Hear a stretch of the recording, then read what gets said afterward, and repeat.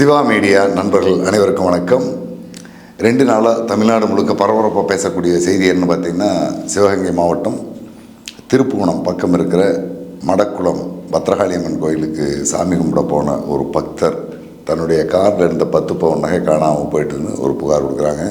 இந்த புகாரை தொடர்ந்து அஜித்குமார் அப்படிங்கிற அந்த கோயில் தற்காலிக காவல் பணி செய்யக்கூடிய ஒரு ஊழியரை திருப்புவனம் போலீஸார் அழைச்சிட்டு போய் விசாரிக்கிறாங்க. மர்மமான முறையில் அந்த இளைஞர் கொல்லப்பட்டதா காவல்துறை தரப்பில் சொல்லப்படுது. ஆனால் அது இல்லை, முழுக்க போலீஸார் தான் அடித்து கொண்டாங்க அப்படிங்கிறதுக்கு இன்று மதியம் பல வீடியோக்கள்லாம் வெளியே வந்திருக்கு. இதை பற்றி நம்ம இந்த வீடியோவில் பார்க்க போகிறோம். சிவகங்கை மாவட்டம் மடப்புறம் பத்ரகாளியம்மன் கோயில் ரொம்பவும் ஃபேமஸான கோயில். அந்த சுற்றுப்பகுதியில் இருக்கக்கூடிய ஒரு 5-6 மாவட்டத்தை சேர்ந்த பக்தர்கள் அந்த கோயிலுக்கு போகிறது வழக்கம். வெள்ளிக்கிழமை அன்னைக்கு வழக்கத்தை விடவும் கூட்டம் அதிகமாக இருக்கும். வெள்ளிக்கிழமை அந்த கோயிலுடைய விசேஷ நாள். இந்த கோயிலினுடைய பராமரிப்பு, அதை சுற்றி இருக்கிற அந்த பகுதியில் எல்லாமே திருநெல்வேலி, அதற்கு தெற்கு இருக்கக்கூடிய திருச்செந்தூர் பகுதியில் வந்திருக்கிற நாடார் சமூகத்தை சேர்ந்தவங்க தான் அதிகம் பேர் அந்த பகுதியில் வாழ்ந்துட்டுருக்காங்க. அவங்க தான் அந்த கோயிலுடைய பல பொறுப்புகளை எடுத்து செஞ்சிட்ருக்காங்க. அந்த வகையில் திருச்செந்தூர் பகுதியிலிருந்து வந்திருந்த ஒரு குடும்பத்தை சேர்ந்த அஜித்குமார் அப்படிங்கிற தம்பி அங்கே தற்காலிக பணியாளராக கோயிலில் காவல் பணி பார்த்துட்ருக்காரு. இந்த கோயிலுக்கு வழக்கம் போலவே மதுரை பக்கம் இருக்கிற திருமங்கலத்திலிருந்து ஒரு மருத்துவர், அவருடைய அம்மா 2 பேர் வந்திருக்காங்க. இந்த மருத்துவர் இதுவரைக்கும் பல முறை இந்த கோயிலுக்கு வந்திருக்காங்க. ஆனால் ஒவ்வொரு முறை வரும்போதும் இவங்களுக்கு ராஜ மரியாதை கொடுத்து வரவேற்று சிறப்பு தரிசனம், மாலை மரியாதையெல்லாம் கொடுத்து அனுப்ப சொல்லி கோயிலுடைய நிர்வாக அலுவலர்களுக்கு சென்னையிலிருந்து ஃபோன் வரும். அந்த ஃபோன் வந்ததுக்கு பிறகு இவங்களுக்கு எல்லா விதமான ராஜ மரியாதையும் கொடுத்து அனுப்புறது வழக்கம். அந்த வகையில் அந்த மருத்துவர் அவங்க அம்மாவோட 27ஆம் தேதி மதியம் கோயிலுக்கு வர்றாங்க. கோயிலில் வழக்கம் போலவே சிறப்பு அதிகாரிகள்லாம் வந்து அவங்கள அழைச்சிட்டு போகிறாங்க.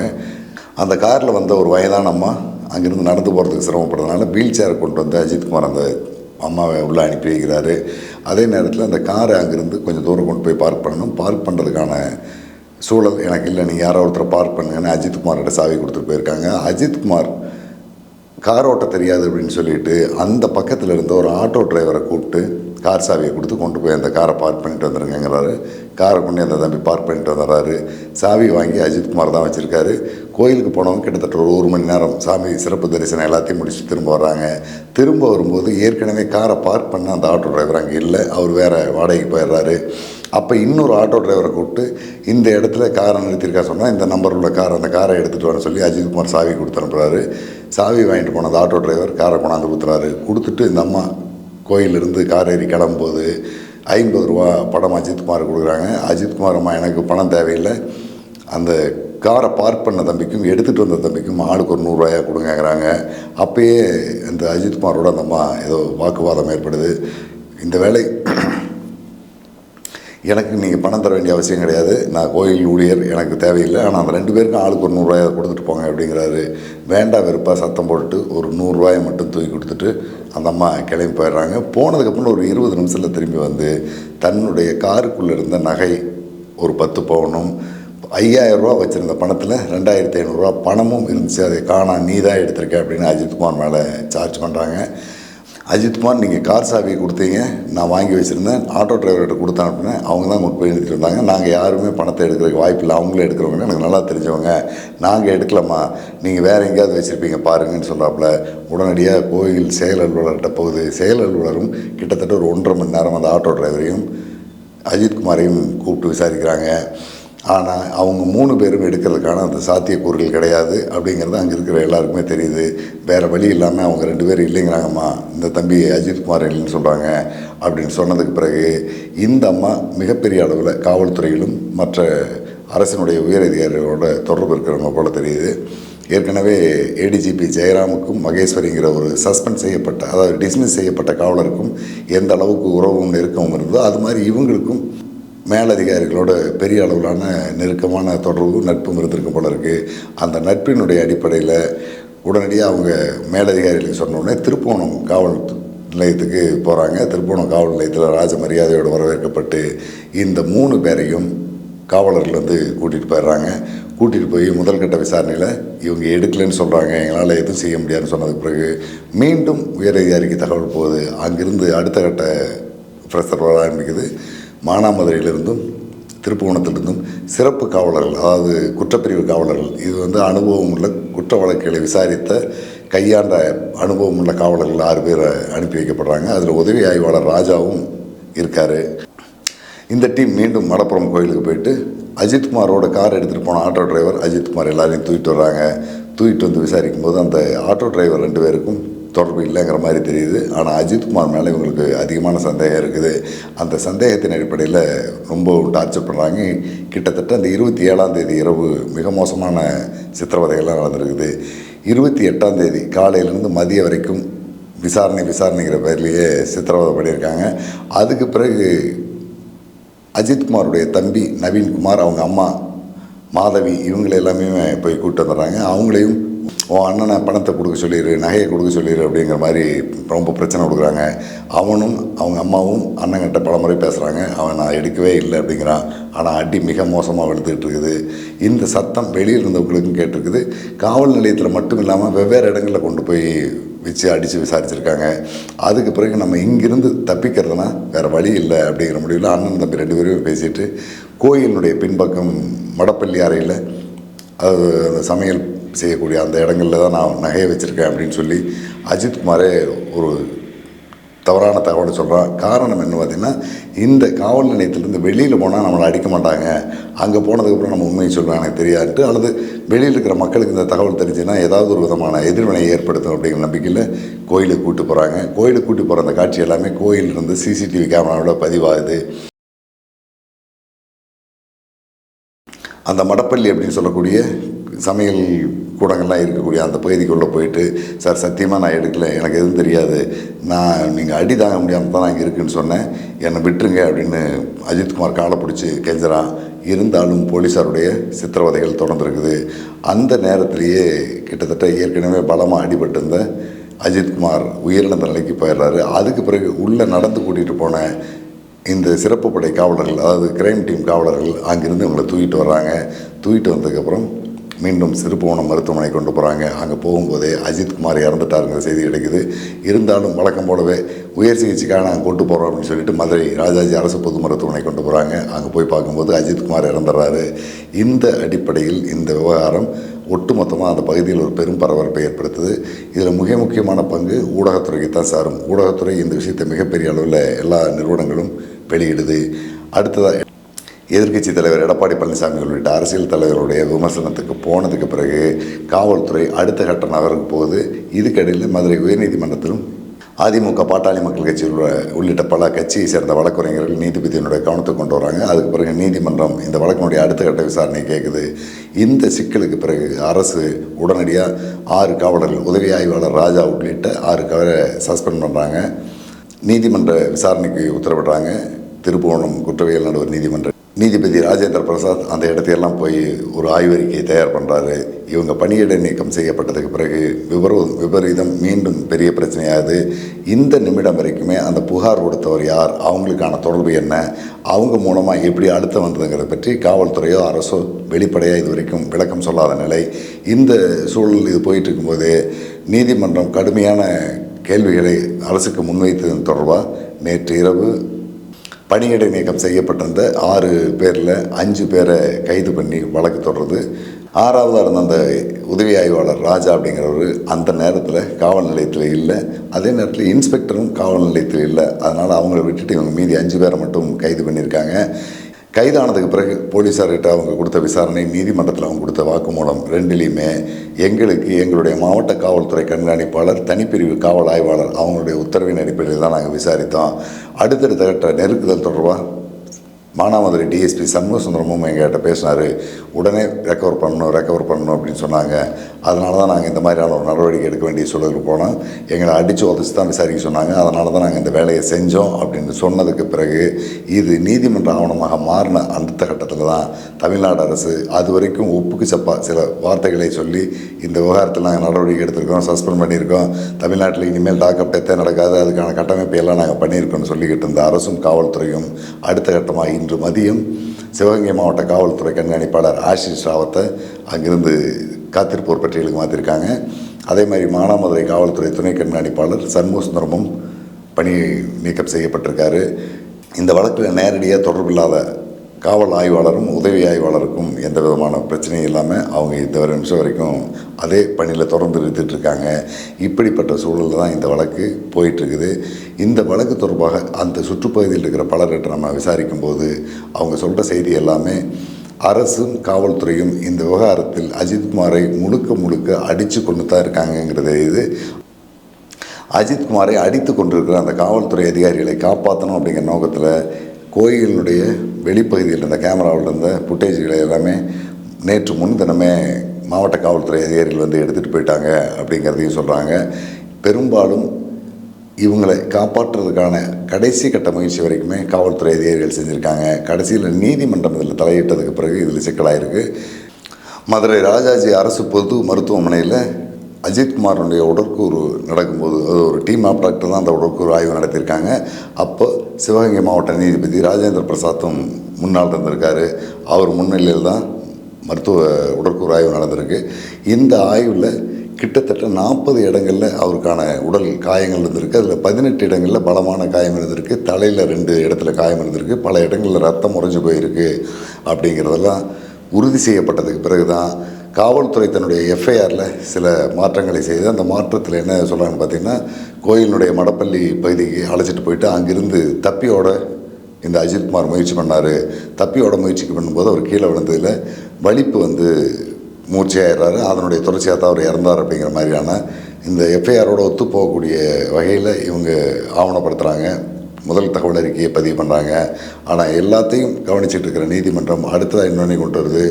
புகார் கொடுத்திருக்கிற புகார்தாரருடைய கையெழுத்தில் அந்த புகார் இல்லாமல் இந்த காவல் நிலையத்தில் இருந்த ஒரு காவலர் தான் புகாரை எழுதி அவங்ககிட்ட கையெழுத்து வாங்கியிருக்காருங்கிறதும் தெரியுது. இது எல்லாமே காவல்துறையினுடைய அத்துமீறிய செயல்.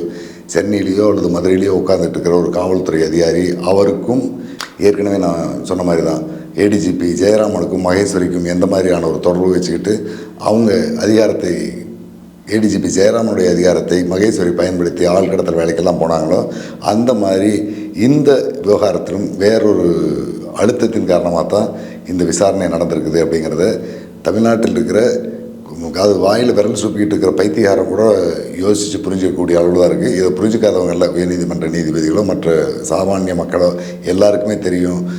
இதில் அளவுக்கு அதிகமான ஆர்வம் காட்டி அந்த அதிகாரிகள் கொடுத்த நெருக்குதலின் காரணமாக தான் இந்த 5 பேரும் இவனை சாகிற அளவுக்கு அஜித்குமாரை அடிச்சிருக்காங்கிறது தெரியுது. ஆனால் அந்த அதிகாரிகள் எல்லாரையும் காப்பாற்றிட்டு இப்போ 5 பேரை மட்டும் கைது பண்ணியிருக்கிறது மிகப்பெரிய அயோக்கியத்தனம். இதை காவல்துறை உடனடியாக நிறுத்தணும். இதில் தொடர்புடைய அத்தனை பேரையுமே குற்றவாளியை சேர்த்து விசாரிக்கணும். இன்னும் சொல்ல போனோம்னா இந்திய அரசியலமைப்பின்படி கொலை செய்தவனை விடவும் கொலை செய்ய காரணமாக இருந்து தூண்டிவிட்டவனுக்கு தான் தண்டனை அதிகம். அந்த மாதிரி இந்த வழக்கிலையும் அஜித்குமாரை அடித்து நகையை ரெக்கவர் பண்ணுங்க அப்படின்னு சொன்ன அந்த அதிகாரி தான் உண்மையிலேயே முதல் குற்றவாளியாக சேர்க்கப்பட வேண்டியவர். அவர் யார் அப்படிங்கிறத விசாரித்து உடனடியாக அவரை அந்த வழக்கில் குற்றவாளியை சேர்த்தணும். அதே நேரத்தில் இன்னொரு கவனிக்கத்தக்க செய்தி என்ன பார்த்திங்கன்னா, சாதாரணமாக எவ்வளவு தான் பொறுப்பில் இருந்த ஒரு அதிகாரியாக இருக்கட்டும் அல்லது பொதுமக்களாக இருக்கட்டும், செல்வாக்குள்ள நபராக இருக்கட்டும், யாராவது நான் காரில் வச்சுருந்த என்னுடைய ப்ராப்பர்ட்டி காணாமல் போயிட்டுது, 5 பவுனோ 10 பவுனோ நகை காணாமல் போயிட்டுதுன்னு காவல் நிலையத்தில் போய் புகார் கொடுத்தனா, உனக்கு அறிவு இருக்கா? காரில் வச்சுட்டு வரலாமா? டிரைவர்கிட்ட கொடுக்கலாமா? போயிட்டு ஒரு 10 நாள் கழிச்சு வா, இல்லை புகார் எழுதி கொடுத்துட்டு போ, ஐயா வந்ததுக்கு பிறகு கேட்டு சொல்கிறேன். இப்படி தான் வழக்கமாக எல்லா காவல்துறை அதிகாரியுமே சொல்லுவாங்க. ஆனால் இந்த நபர், இந்த அம்மா மருத்துவர் அப்படின்னு சொல்லக்கூடிய இந்த பெண் புகார் கொடுத்த உடனே பரபரப்பாக வேலை நடந்திருக்குது. அப்படின்னா இது முழுக்க உள்நோக்கம் கொண்டதாக தான் நம்ம கருத வேண்டியதாக இருக்குது. ஏன்னா வழக்கமான போலீஸுடைய விசாரணை எல்லாமே இது மாறுபட்ட விசாரணை முறையாக இருந்திருக்கு. இந்த விசாரணை முறைக்கு அவங்க ஒரு பெரிய ஆயுதமாக ஒரு அதிகாரி பயன்பட்டிருக்காரு. அந்த அதிகாரி உள்ளபடியே இந்த அம்மாவுக்கு காட்டின அதே அக்கறையை இந்த நாட்டில் இருக்கிற சாமானிய மக்கள் மீது காட்டியிருப்பார். ஆனால் உண்மையிலேயே நம்ம பாராட்டலாம். வேறு எந்த விதமான இன்ஃப்ளூயன்ஸும் இல்லாமல், வேறு எந்த விதமான தலையீடும் தூண்டுதலும் இல்லாமல் ஒரு காவல் நிலையத்தில் இருக்கிற அதிகாரிகள் இந்த அளவுக்கு செய்கிறதுக்கு வாய்ப்பில்லை. இன்னும் சொல்லப்போனால் சிவகங்கை மாவட்ட காவல்துறை தமிழ்நாட்டில் இருக்கிற குற்றப்பிரிவு காவல்துறையிலேயே ரொம்ப பலமான டீம் வச்சுருக்கக்கூடியவங்க. ஆனால் இப்போ அங்கே இருக்கிற எஸ்பி ஆஷிஷ் ராவத் வந்ததுக்கு பிறகு அந்த எந்த லட்சணத்தில் இருக்குன்னு தெரியல. ஆஷிஷ் ராவத் ஏற்கனவே பல சர்ச்சைகளில் சிக்கி பணியிடை நீக்கம் செய்யப்பட்டவர். இப்போவும் 2வது முறையாக இன்றைக்கு காத்திருப்போர் பட்டியலுக்கு போயிருக்காரு. காத்திருப்போர் பட்டியலுக்கு இவர் போகிறது 2வது முறை. ஏற்கனவே நீலகிரி மாவட்ட காவல்துறை கண்காணிப்பாளராக இருக்கும்போது ஒரு முறை காத்திருப்போர் பட்டியலுக்கு போனார். இவங்க அம்மா வட இந்தியாவில் டிஜிபியாக இருக்காங்க. அந்த இன்ஃப்ளூயன்ஸை வச்சு திரும்பவும் ஒரு 15-20 நாளில் அடுத்த தஞ்சாவூர் மாவட்டத்துக்கான காவல் கண்காணிப்பாளராக போனார். அங்கே போனதுக்கு பிறகும் அங்கே இருக்கிற பத்திரிகையாளர் பலரோடு பல பிரச்சனைகள் எல்லாம் செஞ்சுட்டு மீண்டும் இப்போ சிவகங்கை மாவட்டத்துக்கு வந்திருக்காரு.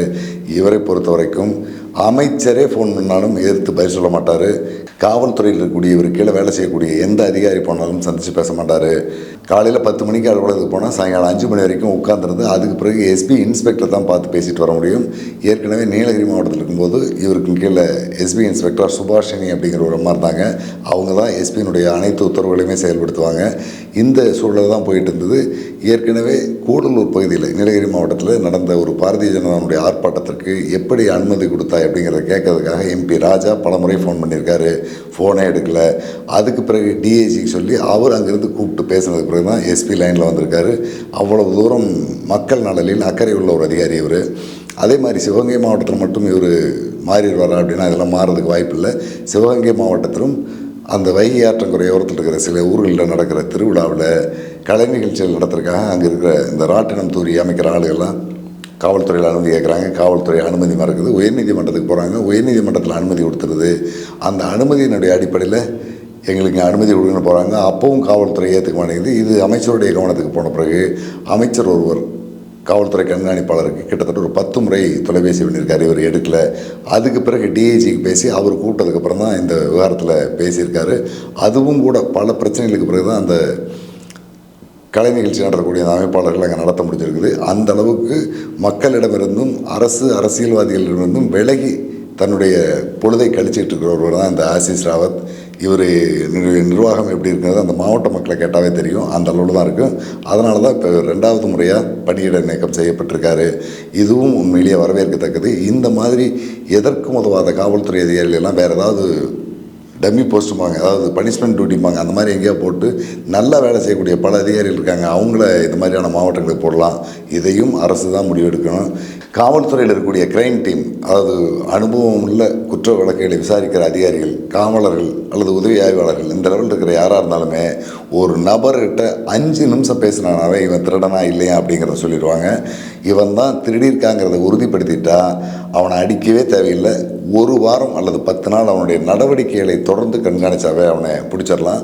அப்படியும் இல்லைனாலும் கூட ஒரு 4 நாள் இவங்களுடைய கட்டுப்பாட்டில் அவனை வச்சு விசாரித்தாங்கனாவே அவங்ககிட்டருந்து உண்மையை வாங்கக்கூடிய அளவுக்கு பக்குவம் உள்ள பல காவல்துறை காவலர்கள் சிவகங்கை மாவட்டத்தில் இருக்கிறதா அங்கே இருக்கிற நண்பர்கள் சொல்கிறாங்க. குறிப்பாக ஒரு விவகாரத்தை சொல்ல போனோம்னா, ஒரு 5 ஆண்டுகளுக்கு முன்னால் மானாமதுரையில் இருக்கக்கூடிய ஒரு பெரும் செல்வந்தர் கிட்டத்தட்ட 500 பவுன் நகை அவருடைய வீட்டில் இருந்திருக்கு. அதோட ஒரு 47 லட்ச ரூபா பணம், இந்த 2 தொகையும் அவர் வீட்டில் இருந்து வருமான வரி அதிகாரிகள் போல சென்னையிலிருந்து income tax commissioner, deputy commissioner இவங்க 2 பேர் வந்த மாதிரி 2 இனோவா காரில் வராங்க. அடுத்து அவங்களுக்கு சப்போர்ட்டாக இன்னொரு இனோவா கார் வருது. கிட்டத்தட்ட ஒரு 10 பேர் கொண்ட ஒரு டீம் அவருடைய வீட்டுக்கு போகுது. வீட்டில் ஆய்வு நடத்திட்டு ஒரு 1.5 மணி நேரத்தில் இந்த 500 பவுன் நகையும் 45 லட்ச ரூபாய்க்கு மேலே இருந்த தொகையும் எடுத்துகிட்டு கிளம்பிடுறாங்க. அதுக்கு பிறகு அவர் ஆடிட்டருக்கு ஃபோன் பண்ணுறாரு. நடந்த விவகாரங்களெல்லாம் கேட்டதுக்கு பிறகு இல்லை, உள்ளூர் போலீஸ் இல்லாமல் வருமான வரித்துறை அதிகாரிகள் வரமாட்டாங்க, நீங்கள் உடனே போலீஸுக்கு சொல்லுங்கிறாரு. போலீஸுக்கு போனதுக்கு பிறகு தான் இது யாரோ ஏமாற்றிருக்காங்கிற தெரியுது. அடுத்த க்ரைம் டீம் இந்த விவகாரத்தில் இறங்கினதுக்கு பிறகு கேரள மாநிலம் கண்ணூர் பகுதியில் இருக்கக்கூடிய ஒரு டீம் தான் இந்த வேலையை செஞ்சுருக்குன்னு தெரியாங்க. அந்த பகுதியை சேர்ந்த ஒரே சமூகத்தை சேர்ந்தவர்கள் தொடர்ந்து இந்தியா முழுக்கவும் பல இடங்களில் இந்த மாதிரி வருமான வரித்துறை அதிகாரிகள் போல் போய் நடிச்சுட்டு கொள்ளையடிச்சு வர்றதை வழக்கமாக வச்சுருக்காங்க. இவங்களை அங்கே போய் யாராலையுமே பிடிக்க முடியாது. போனால் அங்கே இருக்கிற போலீஸாரே நம்மளை கைது பண்ணிடுவாங்கிற மாதிரியான ஒரு சூழலில் அங்கே விசாரணைக்கு போகிறாங்க. போன டீமில் 3 போலீஸாரை கேரளா போலீஸாரும் கைது பண்ணிடுறாங்க. நாங்கள் போலீஸ்ன்னு சொல்லும்போது இவங்களை கைது பண்ணுறதுக்கு வாரண்டோடு வந்திருக்கீங்களான்னு கேட்குறாங்க. இவங்ககிட்ட அந்த மாதிரி வாரண்ட் எதுவும் கிடையாது. ஆனால் அந்த 3 பேரும் கைதான நிலையிலேயே சிவகங்கை போலீஸார் மீண்டும் ஒரு 15 பேர் அங்கே போகிறாங்க. இதுக்கான ஓரளவுக்கான அந்த சப்போர்ட் எல்லாமே அப்போ இருந்த உயர் அதிகாரிகளும் செஞ்சு கொடுக்குறாங்க. அந்த பணத்தை இழந்திருக்கிற அந்த நபரும் தன்னுடைய டீமோட காரில் கொஞ்சம் பேர் அனுப்பிவிட்டு அங்கே நிற்க வைக்கிறாங்க. கிட்டத்தட்ட ஒரு 17-18 நாள் அங்கே தங்கியிருந்ததுக்கு பிறகு இந்த டீமில் இருந்த 10 பேரையும் ஒரே நேரத்தில் தூக்கணும். குறைந்தது ஒரு 6-7 பேரையாவது தூக்கி ஆகணும். ஒருத்தனை தூக்கணும்னா இன்னொருத்தனுக்கு தெரிஞ்சிடும். அந்த இடைவெளியை கூட வராத அளவுக்கு ஒரே நேரத்தில் எல்லாரையும் திட்டமிட்டு தூக்கணுன்ட்டு எல்லாமே அந்த டீம் அங்கே ரெடி ஆகிட்டுருக்கு. அப்போ அந்த சம்மந்தப்பட்ட 8 பேர் அல்லது 9 பேர் கலந்துக்கிற மாதிரியான ஒரு திருமண நிகழ்வு நடக்குது. அந்த திருமண நிகழ்வுக்கு போன சமையல்காரரு, மண்டபத்தினுடைய டெக்கரேட்டிங் வேலைக்கு போனவங்க, செக்யூரிட்டி வேலைக்கு, கார் பார்க்கிங் செக்யூரிட்டி வேலைக்கு போனவங்க, இந்த மாதிரி பல பொறுப்புகளில் தமிழ்நாடு போலீஸார் உள்ளே போய் அங்கே இருக்கிற உயரதிகாரிகளை இங்கே இருக்கிற உயரதிகாரிகளோட பேசி ஒரு சுமூகமான சூழலை கொண்டு வந்த பிறகு அந்த திருமண நிகழ்வுக்கு வந்த 8 பேரை இரவோடு இரவாக தமிழ்நாட்டுக்கு தூக்கிட்டு வந்துடுறாங்க. அதுக்கப்புறம் இந்த முழு தொகையும் நகையும் கைப்பற்றப்படுது. இவ்வளவு நுட்பமும் திறமையும் உள்ள சிவகங்கை போலீஸாருடைய வருத்தமான ஒரு செய்தி என்ன, இது உயரதிகாரிகளுடைய அழுத்தத்தின் காரணமாக தான் அவங்க அடிச்சிருக்கிறாங்க. இந்த பையன் அஜித்குமாரை அடிக்கவும் தேவையில்லை, உதைக்கவும் தேவையில்லை, கொண்டு வந்து எங்ககிட்ட கொடுத்துருந்தாங்கன்னா, அதாவது சிவகங்கை அல்லது மானாமதுரையில் இருக்கிற கிரைம் டீம் கிட்ட கொண்டாந்து கொடுத்துருந்தாங்கன்னா 2 மணி நேரத்தில் நாங்கள் உண்மையை விசாரிச்சுட்டு தான் எடுத்திருப்போம். எங்களுக்கு தெரியாமல் இந்த நகையை திருடுறதுக்கு வாய்ப்பு இல்லை. எனக்கு தெரிய இந்த அம்மா கொடுத்த புகாரே பொய் புகாராக தான் இருக்கும் அப்படிங்கிற மாதிரி அவங்க சொல்கிறாங்க. ஏன்னா நகை தொலைஞ்சு போனதா இல்லையாங்கிறதை உறுதி செய்யாமலே காவல்துறை அதிகாரிகள், உயரதிகாரிகளுடைய உத்தரவின்படி இவங்களை அடித்து விசாரிக்க சொல்லியிருக்காங்க. அதனால தான் அந்த பையன் இறந்துருக்கிறான். அந்த பையன் நகையை திருடுறதுக்கும் வாய்ப்பு இல்லை. அப்படியே திருடி இருந்தாலும் ஒரு 10 நாள் நாங்கள் அதை ரெக்கவர் பண்ணியிருப்போம். இது எங்ககிட்ட கொடுக்காம ஏன் அங்கிருந்த உள்ளூர் காவலர்களையே விட்டு அடித்து விசாரிக்க சொல்லியிருக்காங்க. இதுதான் இதுக்கெல்லாம் காரணம் அப்படிங்கிறாங்க. எப்படி நடந்திருந்தாலும் அஜித்குமார் அப்படிங்கிற ஒரு இளைஞன் அநியாயமாக படுகொலை செய்யப்பட்டிருக்கான். உண்மையிலேயே திருட்டு தொழிலை பல ஆண்டுகள் தொடர்ந்து செஞ்சுக்கிட்டு இருக்கிற பல குற்றவாளிகள் திருப்புவனத்துலேருந்து மதுரை போனான்னா போகிறதுக்குள்ளே 10 பொன் நகையை எடுத்துருவான், 10 பேருடைய பர்ஸில் ஆட்டையை போட்டுருவான். இப்படிப்பட்ட குற்றவாளிகள்லாம் காவல்துறையோட கை ஓர்த்துக்கிட்டு போயிட்டுருக்காங்க. ஆனால் எதுவுமே செய்யாத ஒரு அப்பாவியை பொய்யான ஒரு குற்றத்தில் கொண்டு போய் அடித்து கொண்டிருக்காங்க. இது இன்றைக்கி திருப்புவனத்தில் நடந்திருக்கிற அஜித்துக்கும் நடக்கலாம். நாளை காவல்துறை அதிகாரியினுடைய வலதுகை, இடதுகை, பின்னங்கை, புன்னங்கை அப்படின்னு ஏதாவது ஒரு கையில் தொடர்பு இருக்கிற யாராவது ஒருத்தர் என் நகையை அவன் திருடிட்டு போயிட்டான்னு சொன்னான்னா எனக்கும் அந்த சூழல் வரலாம். இந்த நிகழ்ச்சியை பார்த்துட்டு இருக்கிற உங்களுக்கும் அந்த சூழல் வரலாம். திருப்புவனம் போலீஸுக்கு பதிலாக வேறு ஏதோ ஒரு போலீஸ் நம்மளை தூக்கிட்டு போய் உள்ளே வச்சு உட்கார வச்சு உதைக்கலாம். நம்மளையெல்லாம் பெருசாக அடிக்க தேவையில்லை. 4 அறை விட்டாங்கனாவே நம்ம கிட்டத்தட்ட எல்லா நாடியும் அடங்கி போயிரு. இந்த அளவுக்கு மோசமான நடவடிக்கையை தமிழ்நாடு காவல்துறை செஞ்சுட்டு இருக்கிறது மிக மோசமான செயல். யாராக இருந்தாலும் இந்த பிரச்சனையில் தலையிட்டு இருக்கிற அந்த உயர் அதிகாரியை வெளிச்சத்துக்கு கொண்டு வந்து அவங்க கைது பண்ணணும். அதே மாதிரி புகார் கொடுத்துருக்கிற அந்த நபர், அதாவது அவங்களுடைய கையெழுத்தே இல்லாமல் போலீஸ் ஒரு புகார் எழுதி வாங்கிட்டு அவங்க மேலே வழக்கு போட்டிருக்காங்க. அந்த நபரையும் இந்த வழக்கில் குற்றவாளியை சேர்த்தணும் அப்படின்னு அந்த பகுதி மக்கள் போராடிட்டு இருக்காங்க. அது நியாயமானதும் கூட. புகார் கொடுத்ததுக்கு முகாந்தரம் இருக்காங்கிறதை பற்றி துளி கூட ஆய்வு நடத்தாமல் விசாரணை செய்ய சொன்ன உயரதிகாரி, காவல் நிலையத்தினுடைய ஆய்வாளர், உதவி ஆய்வாளர், மானாமதுரை உட்கோட்ட டிஎஸ்பி, சிவகங்கை எஸ்பி, இவங்க எல்லாருமே பணி நீக்கமோ பணியிட நீக்கமோ காத்திருப்போர் பட்டியலுக்கோ அனுப்புறது எல்லாமே தவறான செயல். அவங்கள சட்டப்படி கைது பண்ணி இந்த 5 பேரையும் இயக்குன முதல் குற்றவாளிகளாக அவங்கள கொண்டுட்டு வரணும். அதே மாதிரி சென்னையில் உட்காந்துக்கிட்டு இவங்களுக்கெல்லாம் ஃபோனில் டைரக்ட் பண்ண அந்த அதிகாரியை தான் முதல் குற்றவாளியாக சேர்த்தணும். அப்போ தான் தங்களுடைய அதிகாரம் என்ன, நம்ம எதுக்காக இந்த வேலைக்கு வந்தோம், காவல்துறையில் யூனிஃபார்ம் போட்டுக்கிட்டு இருக்கிற அத்தனை பேருமே, அது ஐபிஎஸ்ஸாக இருந்தாலும் டிபிஎஸ்ஸாக இருந்தாலும் இல்லை லோக்கல் போலீஸாக இருந்தாலுமே அவங்க எல்லாமே பப்ளிக் சர்வீஸ்க்காக வந்தவங்க. ஆனால் இவங்க யாரும் பப்ளிக் சர்வீஸ் பண்ணுறதில்ல. தங்களுடைய அண்டர் கிரவுண்டில் இருக்கிறவங்களுக்கு சர்வீஸ் பண்ணுற வேலையை தான் செஞ்சிட்ருக்காங்க. இந்த அண்டர் கிரவுண்ட் ஒர்க்கில் இருக்கிறவங்களுடைய தொடர்பில் தான் இந்த பிரச்சனை நடந்திருக்குது. இவங்களை கடுமையாக தண்டிக்கணும். அதை அரசே செய்யலைன்னா கண்டிப்பாக நீதிமன்றம் செய்ய வேண்டிய ஒரு சூழல் வரும். அதுக்கு முன்பாகவே அரசு இந்த வேலையை செய்யணும் அப்படிங்கிற ஒரு வேண்டுகோளை வைக்கிறோம். ஏன்னா அதிமுக, பாட்டாளி மக்கள் கட்சி, நாம் தமிழர், பாரதிய ஜனதா உள்ளிட்ட பல அரசியல் கட்சியை சேர்ந்த வழக்கறிஞர்கள் இந்த வழக்கை வேறு மாதிரி கையில் எடுக்கிறாங்க. அவங்க இந்த விவகாரத்தை நீதிமன்றத்தினுடைய கவனத்தை கொண்டு போய் நீதிமன்றமாக செயல்பட்டு இந்த வழக்கை எப்படியெல்லாம் கொண்டு போகணும்னு டைரக்ட் பண்ணுறதுக்கு முன்னால் அரசு செஞ்சதுன்னா அது முதலமைச்சருக்கும் இந்த மாநில அரசுக்கும் கொஞ்சம் மரியாதை காப்பாற்றக்கூடிய வகையிலாக இருக்கும். ஏற்கனவே இந்த விவகாரத்தில் முழுக்க அரசினுடைய நடவடிக்கையும் மரியாதையும் கெட்டு போயிருக்குது.